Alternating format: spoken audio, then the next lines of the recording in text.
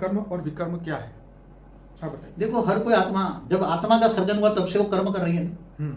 चाहे अगर वो निराकारी रूप में भी थी तो भी सोचती थी, फिर आकारी रूप में आई तो देवता बनी, 3 तत्वों में आई तो देवता बनी। देवता भी तो कर्म करते थे ना।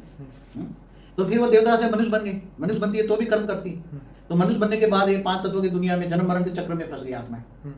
और आत्मा ये जन्म मरण के चक्र में फंसकर कर्म में अंदर 2 प्रकार के कर्म है, एक तो सत्य कर्म है और ये है पाप कर्म। पाप कर्म को हम विकर्म कहते हैं। तो आत्मा अपने स्वार्थ के खातिर विकर्म करती है, पाप कर्म करती है और पाप कर्म का फिर फल भोगती है, तो उसको कर्म कहते हैं। और अकर्म, जिन कर्मों का हिसाब किताब नहीं बनता आत्मा पर, कौन से कर्मों का हिसाब किताब नहीं बनता, उसको अकर्म कहते हैं। जो निष्काम कर्म करते हैं, जैसे अपनी कोई ड्यूटी बजाते हैं और निष्काम कर्म करते हैं, तो उसका अकर्म बन जाता है। जैसे कोई एक सैनिक है, वो बॉर्डर पर लड़के किसी सामने वाले सैनिकों को, दुश्मन सैनिकों को मार के भगा देता है, मारता है, तो वो अपनी ड्यूटी कर रहा है, इसलिए उसको पाप कर्म नहीं लगता, वो अकर्म हो जाता है। और अपनी ड्यूटी अच्छी तरह करता है तो वो सत्य कर्म भी, अपनी देश की रक्षा के लिए मर भी जाता है, तो एक सत्य कर्म भी बनता है, सत्य कर्म भी बनता है। तो ऐसे कई कर्म है।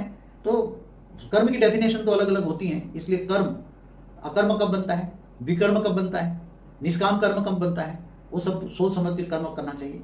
कर्मों में पुण्य कर्म और विकर्म माना पाप कर्म।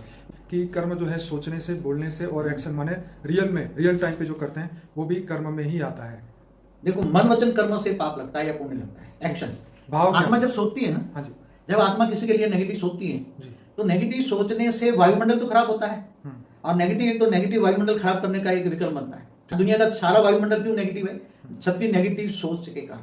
सत्युग, त्रेता, द्वापर, कलयुग। सत्युग में नेगेटिव सोच नहीं थी, पॉजिटिव थी, इसलिए आत्मा सत्व प्रधान थी, इसलिए सत्युग था, लोगों की सोच पॉजिटिव थी।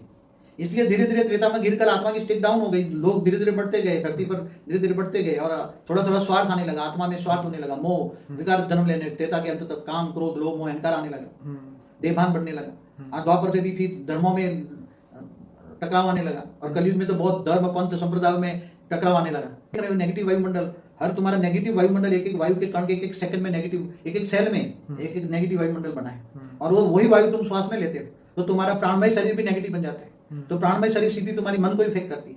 प्राणमय शरीर माना सूक्ष्म शरीर, माना वायु तत्व का शरीर, वो तुम्हारे मन को पॉजिटिव भी नेगेटिव बना देता है, तुम्हारे विचार को बदल देते हैं, तुम्हारे विचार को नेगेटिव बना देता है। ये आत्मस्वरूप में रहकर अपने आप को जानो, तुम आत्मा हो, शरीर नहीं हो। आत्मा शरीर चलाती है, आत्मा माइंड के अंदर रहती है। और आत्मस्वरूप को जानो, अपने आप को जानो, स्वयं को जानो, और आत्मस्वरूप बनकर ऑलमाइटी अथॉरिटी को जानो। वो ऊंचते ऊंच परम धाम में रहता है, बेहद के कला के परम धाम में रहता है। उनको तुम याद करो और उसको याद करो और उससे पावर लो। आत्मा में पावर आएगी, परम प्रकाश आएगी, तो आत्मा में परम प्रकाश आएगी, तो आत्मा में जो रिकॉर्डिंग जन्मों जन्म के जो विकर्म है, चाहे पाप कर्म है चाहे पुण्य कर्म है, वो सारे विकर्म विनाश हो जाएंगे।